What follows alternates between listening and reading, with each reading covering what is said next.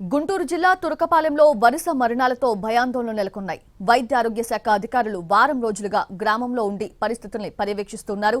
మరోవైపు గ్రామస్తులకు భోజన వసతిని ప్రభుత్వమే కల్పిస్తోంది. గ్రామంలో పరిస్థితులు మెరుగుపడేంత వరకు కూడా గ్రామస్తులందరికీ 3 పూటలా ఉచితంగా ఆహారం అందిస్తామంటున్నారు అధికారులు. ఏర్పాటు చేశారు.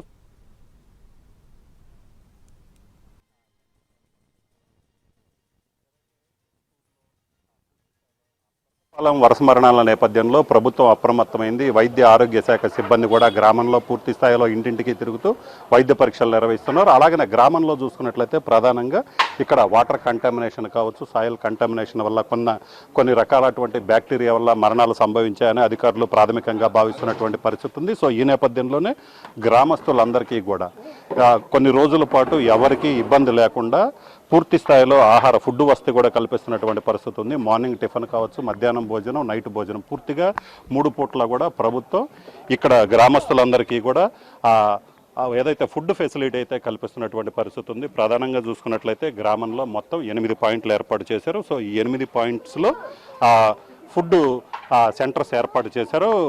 ఏదైతే గుంటూరులో పూర్తి స్థాయిలో వంటలన్నీ ఆహారం తీసుకొని అక్కడ వండినటువంటి ఆహారం తీసుకొని గ్రామానికి రావడం జరుగుతుంది. గ్రామానికి వచ్చిన తర్వాత ఇక్కడ మొత్తం 8 సెంటర్లు ఏర్పాటు చేశారు.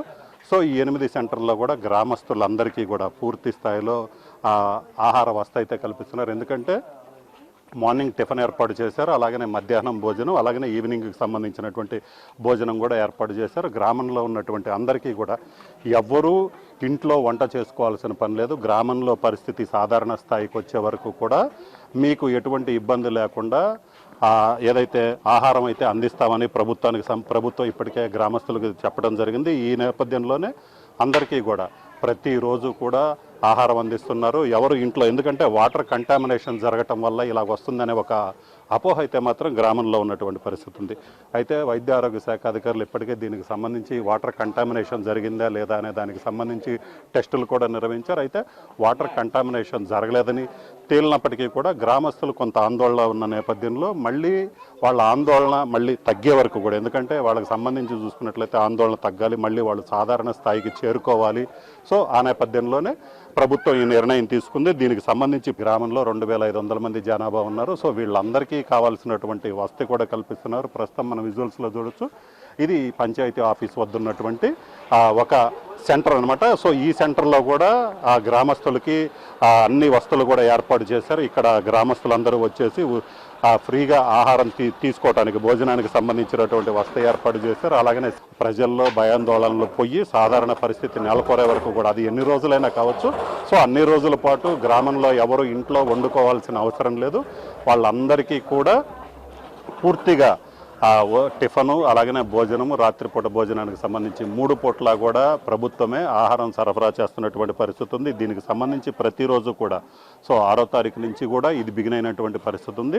ఇక్కడ వచ్చినటువంటి సిబ్బంది, ఎందుకంటే ప్రతిరోజు వైద్య ఆరోగ్య శాఖ సంబంధించినటువంటి సిబ్బంది కావచ్చు, రెవెన్యూ అధికారులు, ఇతర అధికారులు కూడా గ్రామానికి వస్తున్నారు. వాళ్ళందరూ కూడా ఇక్కడ పూర్తి స్థాయిలో ప్రతిరోజు సాయిల్ టెస్టులు కావచ్చు, బ్లడ్ శాంపిల్ సేకరించడం కావచ్చు, పారిశుద్ధ్యం మెరుగుపరచడం, ఇలాగ అన్ని రకాల కార్యక్రమాలు కూడా గ్రామంలో చేస్తున్నటువంటి పరిస్థితి ఉంది. సో ఈ నేపథ్యంలోనే అధికారులకు సంబంధించి కావచ్చు, అలాగనే సిబ్బంది కావచ్చు, సో వాళ్ళందరికీ కూడా వసతి, ఏదైతే ఫుడ్కు సంబంధించినటువంటి ఇబ్బంది లేకుండా ప్రభుత్వం అన్ని ఏర్పాట్లు చేసిందనే చెప్పుకోవచ్చు.